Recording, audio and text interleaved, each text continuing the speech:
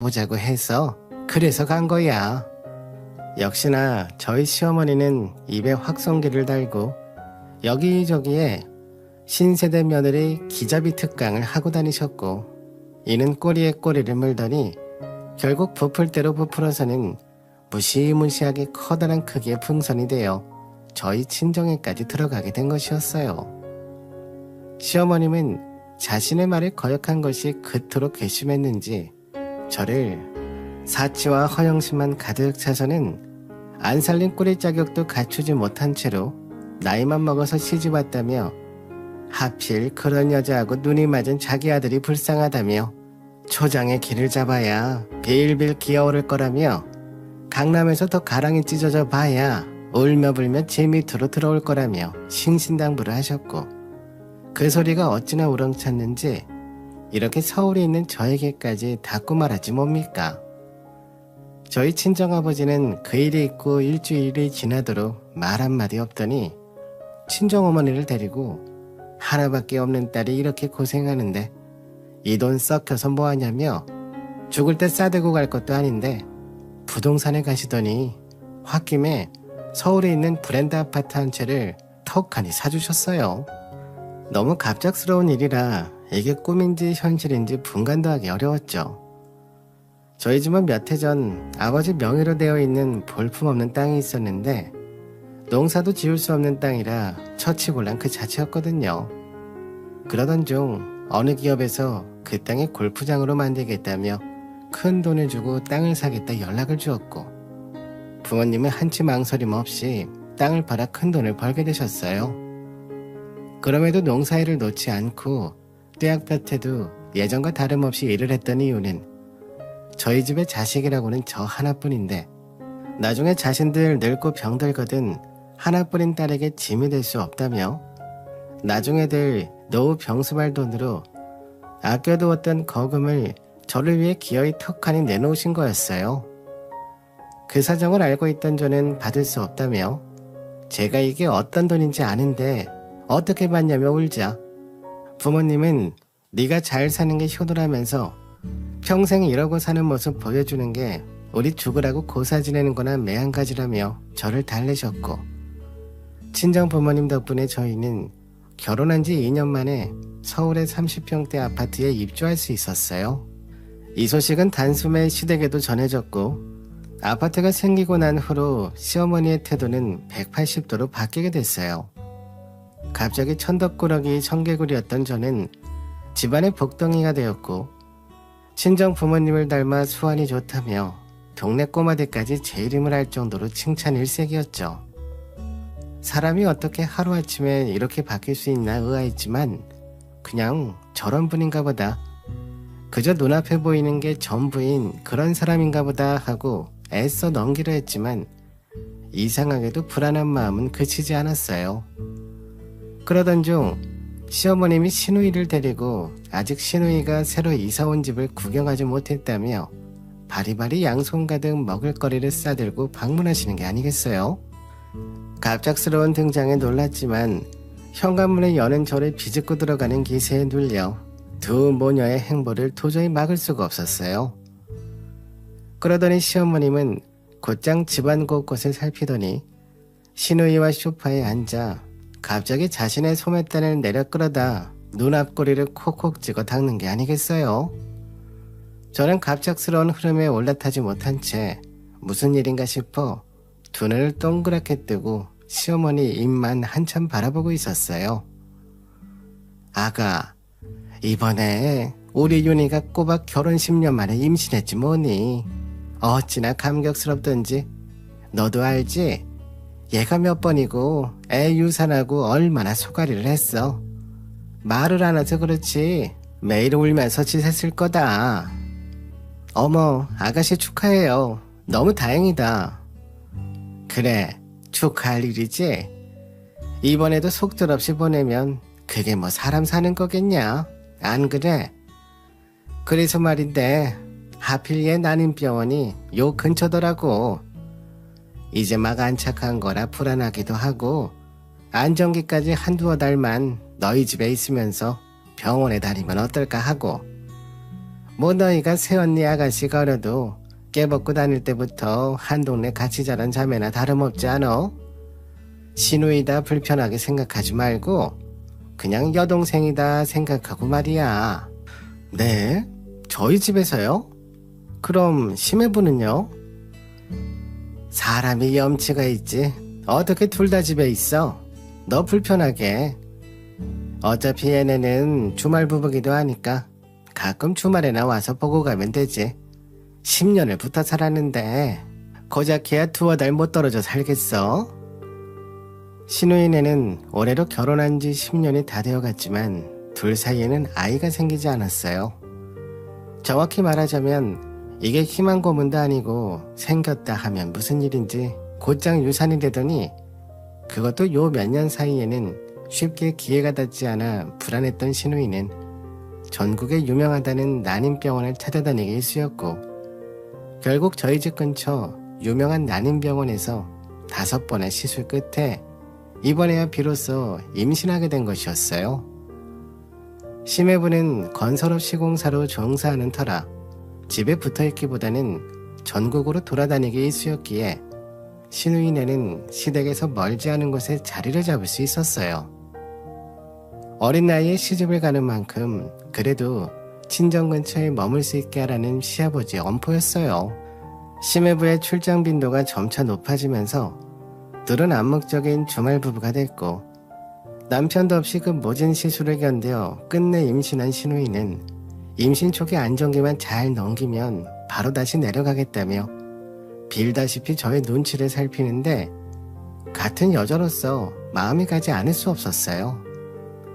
저희도 결혼한 지 2년이 지나면서 점차 아이를 생각하지 않을 수 없었고 처음에는 그저 자연적으로 생기면서 낳자 싶었지만 이상하게도 저희에게 아이는 감감무소식이었어요. 불안했던 저도 올해까지만 기다려보고 소식이 없거든 난임병원에 가봐야겠구나 싶던 차라 시누이의 소식이 그저 남일 같지만은 않았어요. 마음이 쓰였던 저는 시누이에게 안정기까지는 우리 집에 있으면서 병원 진료를 받으라 하며 작은 방 한 켠을 내어주었어요. 그런데 이게 안정기인 2달을 지나 5달이 되어가는데도 시누이는 나갈 생각이 없었고 이보다 더 이상한 건 그동안 심해부가 단 한 번도 저희 집을 찾지 않기에 무슨 일이 나도 났구나 싶었어요. 아가씨, 요새는 심해부하고 전화도 통 않는 것 같던데 혹시 무슨 일 있어요? 일은 무슨 일이요. 그이 이번에 제주도로 출장 가서 그래서 못 오고 있는 거예요. 요즘 제주도 비행기 값도 많이 올랐잖아요. 주마다 오고 간다고 생각해봐요. 하늘에 뿌려지는 돈만 달에 몇십만 원, 많으면 100만 원도 넘는데 애 낳고 키우려면 한 푼이라도 아껴야죠. 그래도 원래 이때 아기들이 아빠 목소리도 다 알아듣는 시기라 곁에 아빠가 있어주는 게 태교에 좋다는데 심해부가 아이 엄청 기다렸잖아요. 그런 매부라면 빚을 내더라도 오지 안 그래요? 임신도 안 해본 언니가 뭘 알아요.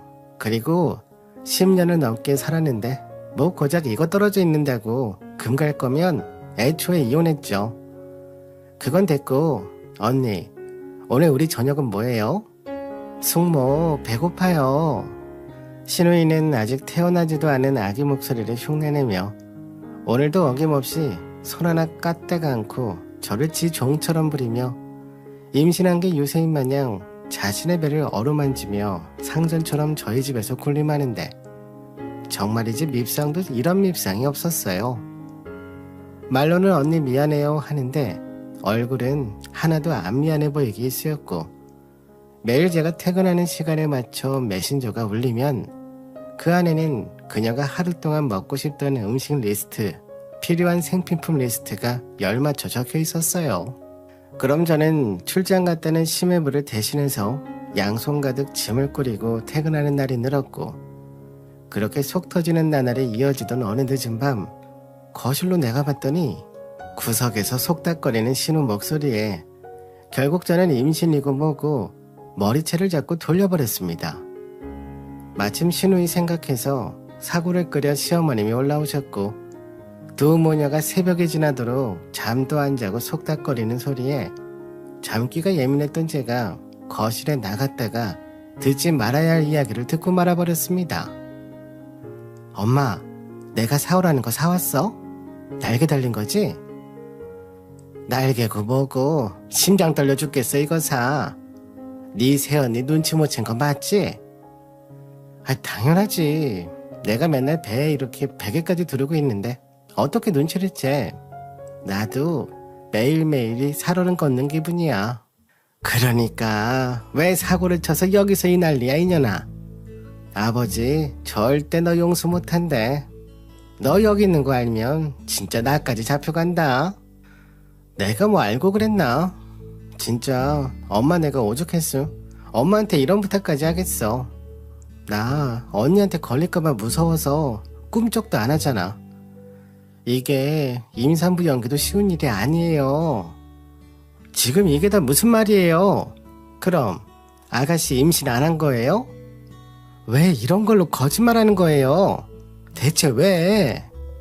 알고 보니 신우이는 임신하지 않은 상황이었고 이 모든 배후에는 시어머님이 계셨어요.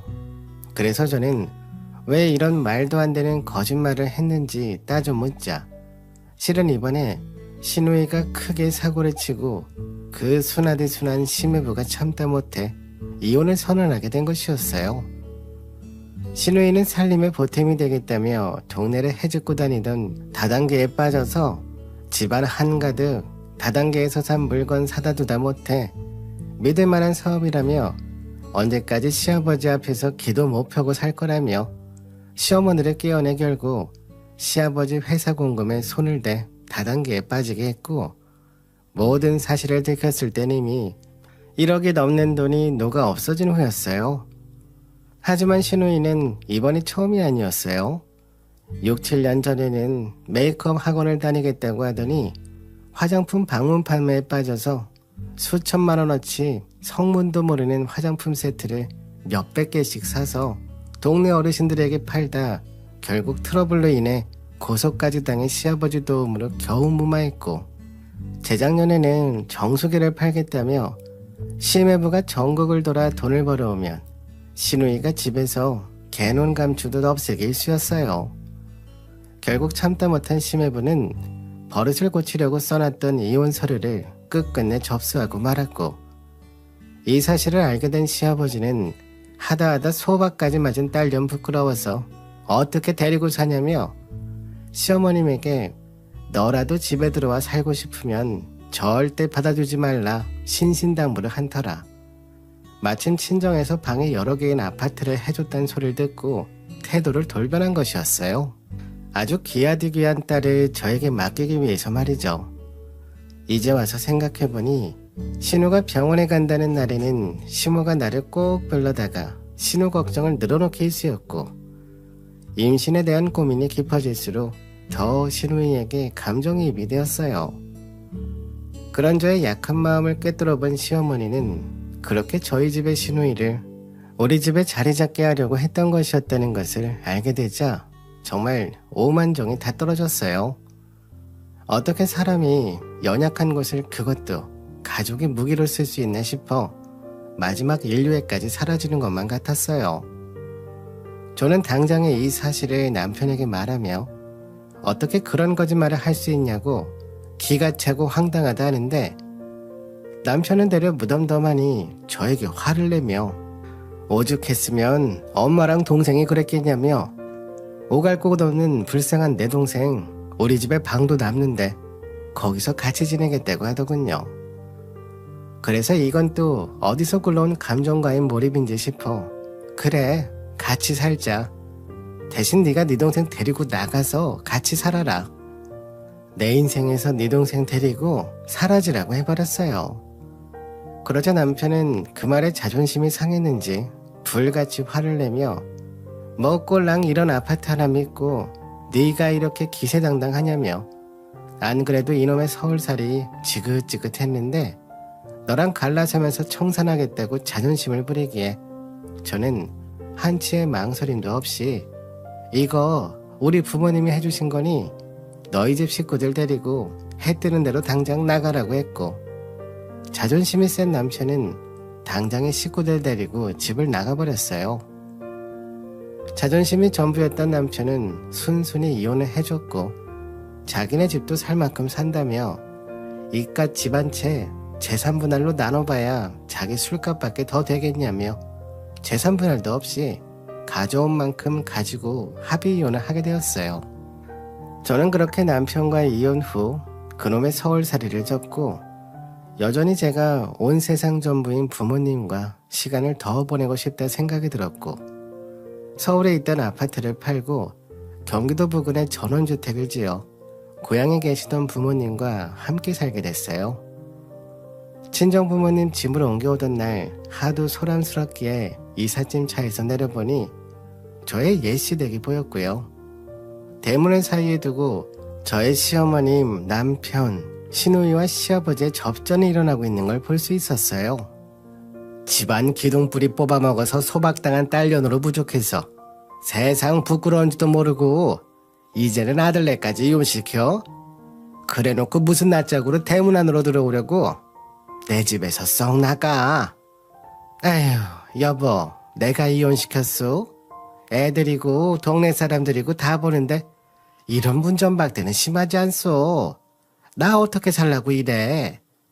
내가 당신 옆에서 수발든 게 몇 년인데 그래, 나라도 들어가게 해줘요.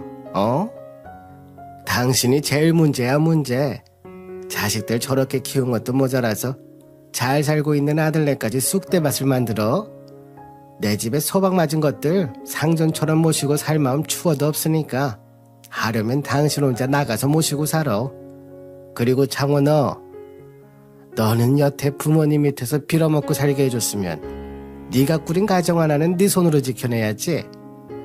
네 엄마 꼬임에 홀딱 넘어가서 사내 자식이 줏대도 없이. 에휴, 그러니 이혼을 당하지. 넌 앞으로 회사도 나오지 말고 네가 알아서 네 먹고 살 길을 찾아. 이것도 자식이라고. 아버지, 갑자기 이러시면 어떡해요. 집이랑 차 뺏은 걸로 모자라 하루아침에 일자리까지 뺏으시면 저는 뭐 먹고 살아요. 아버지 잘못했어요. 에? 아빠, 우리가 잘못했어. 이제 남은 돈도 없단 말이야. 앞으로 사고 안 칠게. 제발 들어가게 해줘. 시아버지는 이 집안에서 보기 드물게 심지가 굳은 분이셨고, 원체 명예욕이 크신 분이라 남들에게 트집 잡힐 일도 행동도 하지 않기로 유명한 분이셨어요. 그런 시아버지 명성에 흠이 될 만한 자식들 소식에 결코 용납할 수 없으셨을 거예요. 사고뭉치 막내딸 소방 맞은 걸로 부족해서 잘 살고 있는 아들까지 이혼시켜서 고향에 다 데리고 내려왔냐면서 시어머니에 대한 비난은 물론 그날따라 철옹성 같은 대문은 꿈쩍을 않고 남편과 시누이 그리고 시어머니까지 집에서 재산 하나 없이 쫓아내는 현장을 실시간 라이브로 보는데 그제서야 꽉 막힌 속이 뻥 뚫리더니 시원하게 묵은 트림이 나오더군요. 시아버지는 남편에게 나에게 싹싹 빌고 다시 며느리 데리고 오면 다시 제자리로 돌려준다 하자 그날 이후 몇 번이고 저를 찾아와 자기가 눈이 돌았던 것 같다며 몇 번이고 싹싹 빌었고, 제가 눈 하나 깜짝 안 차 하다하다 시어머니 시누이도 함께 찾아와 빌더군요. 근데 그게 더 역효과였어요. 3인 1조로 움직이는 걸 보자 하니 지금 넘어가면 눈앞에 있는 이게 앞으로 남은 내 미래구나 싶어 말했어요. 당신 평생 어머니랑 여동생 안 보고 살 수 있어? 평생? 그래, 평생 그럴 수 있어? 말해봐. 어떻게 그래? 당신보다 더 나랑 오랜 시간 보낸 가족인데 당신은 장모님 장인어른이랑 연 끊고 살 수 있어? 지금 그 말이잖아. 그래, 맞아. 봐, 안 되지? 그럼 난 평생 동안 당신 어머님, 당신 여동생한테 당했던 것만 떠올라서 무슨 말을 해도 내가 의심부터 할 텐데 내가 왜 스스로 그런 고생길로 걸어 들어가야 되는데 당신 위해서? 당신 직장이고 집이고 차고 되찾아주려고? 내가 왜? 당신 지금 너무 극단적인 거 아니야? 그리고 우리 엄마랑 내 동생이 뭐 고생길이야? 말이 너무 심하잖아. 더하면 더했지 덜하진 않아. 내가 그나마 이성이 남아있으니 쌍욕 않고 이 정도로 정리해준 거에 감사해. 봐, 지금도 내가 어떤 마음으로 살아가야 할지는 안중에도 없고 내 엄마 내 동생밖에 없지. 난 당신하고 결혼한 거지 당신 엄마 여동생하고 결혼한 게 아니야. 근데 왜 내가 당신 엄마랑 여동생까지 받들면서 살아야 되는데? 나는 그냥 우리 엄마 아빠랑 행복하게 살게. 너도 네 엄마랑 여동생이랑 행복하게 살아. 결국 저희는 서로의 가족을 각자 사랑하고 챙기며 소중히 하는 삶을 살기로 하고 끝끝내 의견을 좁히지 못한 채 영영 이별하게 됐어요. 그리고 저는 다시금 부모님 품에 돌아와 그 여느 때보다 안정적인 삶을 이어가고 있고요. 남편도 제 어머니와 여동생이 있는 시골에 작은 원룸으로 들어가 시아버지의 부름만을 간절히 기다리며 매일같이 알바 어플을 들여다보는 걸로 하루 일과를 시작한다 하더군요. 반대가 끌린다고들 하지만 제가 이번에 이런 결혼 생활을 겪어보니 연애까지는 매력적인 반대를 만나며 불같은 사랑을 하는 것도 나쁘지 않다는 생각이 있지만 적어도 결혼은 서로 비슷한 가치관을 가진 두 사람이 만나 그 가치관이 점차 키워나갈 수 있는 가족 구성원으로 만나는 것, 그것이야말로 보이지 않는 선을 서로 지켜주고 존중해줄 수 있는 또 다른 가족이 되는 방법이란 생각이 들었어요. 저에게도 다음이 있다면 저와 같은 사람을 만나 정말 행복한 가정의 한 구성원이 되고 싶네요.